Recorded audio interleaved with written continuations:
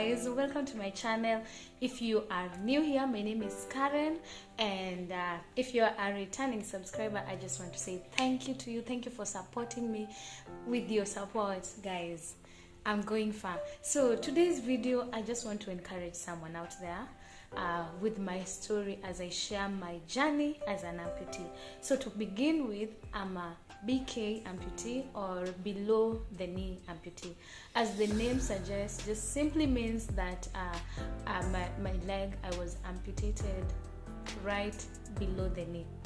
As simple as that. So let me take you back to the beginning of things, if I could remember, because as a child I remember using calipers.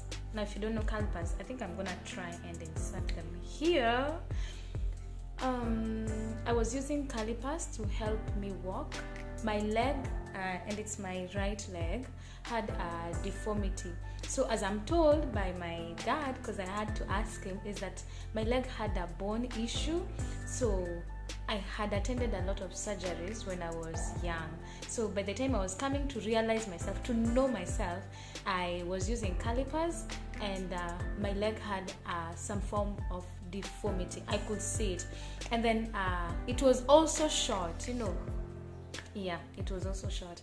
So this caliper, I remember I used it I couldn't remember, like even in my childhood, I can't remember being a different kind of child because of them, but I do remember that my parents took me to a special school. I think in their minds they wanted me to get the best, probably in terms of facility, and not have to really compete with the other children, or I would say normal children, because I think in their minds they were trying to protect me. So I went, where am I looking this? So I went to a special school, and yeah, there was nothing special about us. It's just that I found myself among a group of people that were kind of like the same.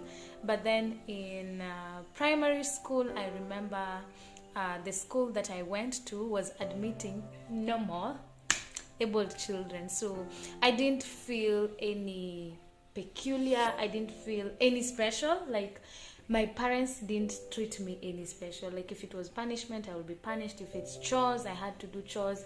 And that is one thing that I really thank God for them, because they took me to school, they didn't hide me. That one, I'll forever be grateful to them. I think my confidence also came from them, because from a young age, they didn't treat me different. They didn't treat me as a special child. I was just special when it came to school, because I didn't attend the same school like my sisters or brothers who would attend, because they would walk to school, but I had to go away and be in a boarding school because of that.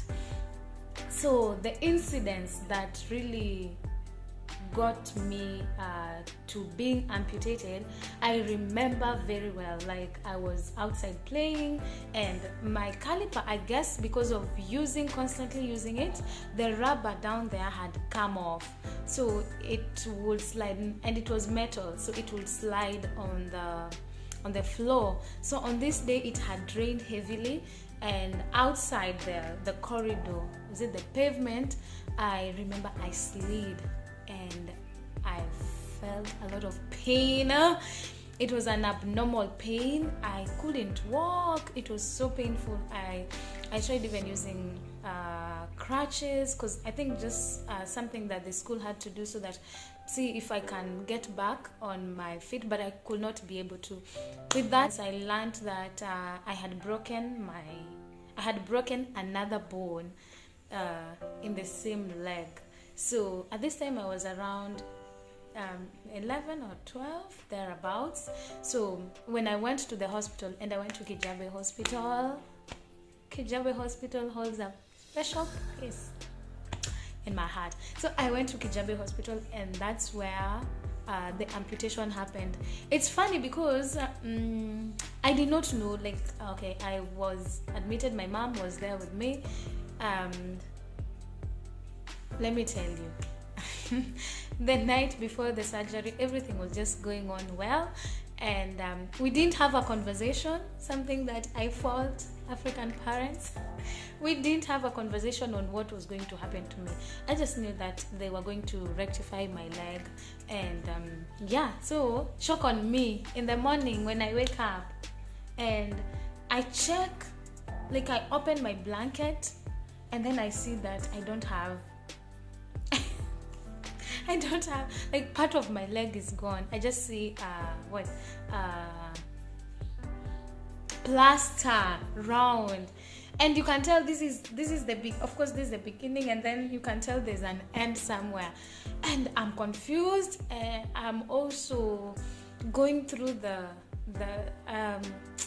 what is it, that time when you are from operating table, the things that you are feeling in your body, you feel sleepy, you feel pain, all those things. So I'm confused, and I was waking up to go to the loo, and I noticed I didn't have a leg, and then my mom helped me.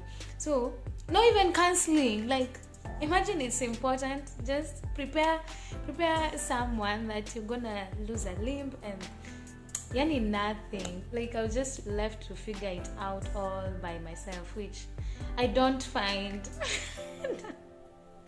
thinking about it now, I wouldn't do the same to my child. Or like I would advise a parent to please prepare your child so that they get to familiarize, and even they get to accept themselves even much faster. So we were discharged. I went home. I just remember being treated special. I was bought for eggs. Like eggs had to be there, I think because of calcium and all, like, the healing process.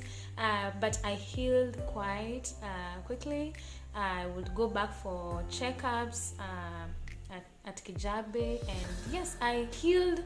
Nilihila haraka, apart from the temptation of putting something inside the plaster so that I would scratch myself. The feeling if you're from if you've gone through operation and then you have been plastered, you always feel an itch. And then another thing which I also came to learn that there's a medical term to it, is that I would feel as if my leg is there. I would feel as if my lower limb is moving. And even talking about it right now, I feel it, because there are days I feel my limb. I would feel my toes. I don't even want. Our brains, the way they work, because even talking about it, I'm feeling it.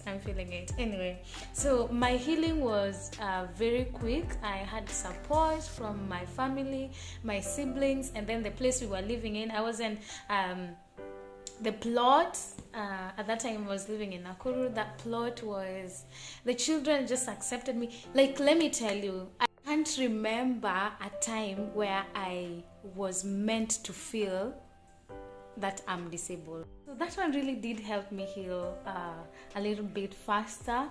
And because acceptance, when you are accepted, it makes you feel like part of the group. You don't feel like you don't belong.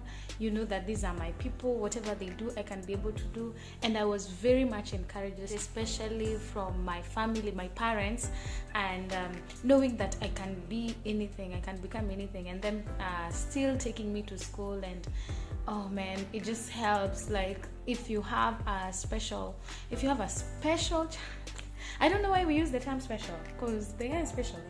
We are special, like we're just different. If you have a different kind of child, please let them mingle with the other children. Let them know how to exist with the other children.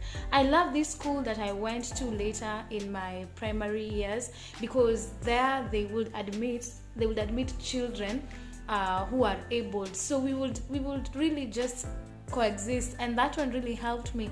Even when I got out of that school, these people didn't seem like, wow, you people, like we existed, because at the end of the day, I have to come out of that sheltered kind of world and just go out there where there's just a mixture of everything. So I loved that.